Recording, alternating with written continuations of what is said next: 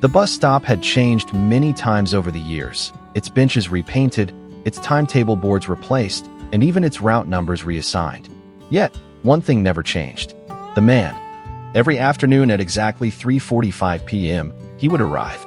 Gray hat, tweed jacket, a small leather bag placed gently on his lap as he sat on the same wooden bench closest to the corner pole. His back straight, his eyes fixed on the road. Waiting. Children who once passed him on their way home from school had grown into adults. Some left the town. Some returned with children of their own. They'd whisper, "He's still there," with a kind of puzzled tenderness. Everyone knew him. No one truly knew him. To them, he was simply the man who waited. The beginning nobody noticed. The first time Mr. Harold Everett came to the bus stop, it was not to wait. It was to see her off. Her name was Lillian. She was young, but already frail. Diagnosed late with a rare degenerative condition, Lillian had come to stay with her aunt in the countryside for peace, fresh air, and, quietly, to prepare for the end. Harold was the town librarian. She stumbled into his life one spring morning looking for poetry, and he found himself recommending Rainer Maria Rilke with trembling fingers. By summer, they were inseparable. She told him, "Don't fall in love with someone whose time runs faster than yours." He replied, "Maybe I'll learn to run faster." A promise made in autumn. On a warm September afternoon, Lillian received a letter. A medical trial in the city was accepting new patients. Hope, at last, uncertain, fragile, expensive hope. "I don't know if I'll come back," she said, holding his hand at the bus stop. "I'll wait," he said, simply. "Same place, every day, until you return." She laughed softly. "That's ridiculous." He smiled. "So am I."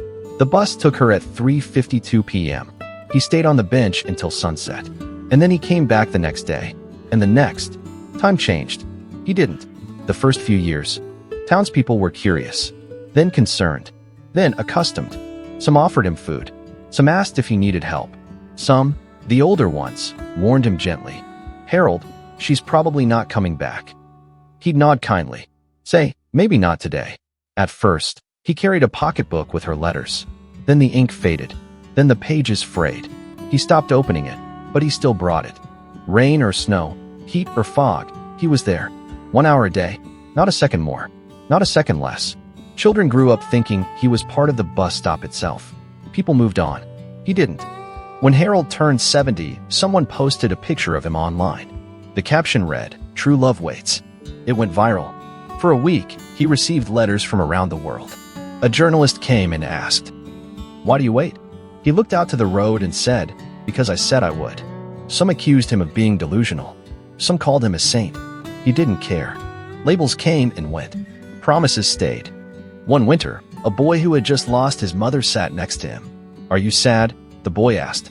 "No," Harold replied. "I'm hopeful. But what if she's, gone?" Harold looked at the boy gently and said, "Then I'll be here when her memory comes back to find me." The day everything changed. It was a Thursday, cloudy warm. A little breeze, the kind that whispers before the rain. He was 81. People at the bakery noticed he hadn't come in that morning. But he still showed up at the bench. Just slower. A bit more breathless. At 3:45 p.m., he sat. As always. At 3:52 p.m., the bus came. And for the first time in 37 years, someone stepped off looking for him. It was not Lillian. It was her niece. She carried a small wooden box. Inside, a note in trembling handwriting. "If ever I can't come back myself, let my words go instead. He'll understand." The box held her ashes. Lillian had died for years earlier. Alone, in a city where no one knew his name.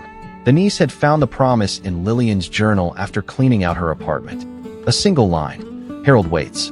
The end that wasn't an ending. He didn't cry. He didn't speak. He simply nodded, held the box to his chest, sat for a while longer. At 4:37 p.m., he stood, and slowly, carefully, walked home. The next day, he did not return to the bench. A week later, a plaque was placed on that spot. Here sat a man who waited, not in vain, but in love. The town remembered. Today, the bench remains. Children still sit on it, curious. Tourists take pictures. But once in a while, someone, often alone, places a small flower beside the plaque. No one knows their name. But those who grew up watching Harold say nothing. They just nod, because now they know.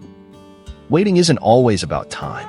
Sometimes, it's about keeping the space open for someone's return. Even if that return takes a different form. She never came back, but neither did he ever leave. Stories with a soul.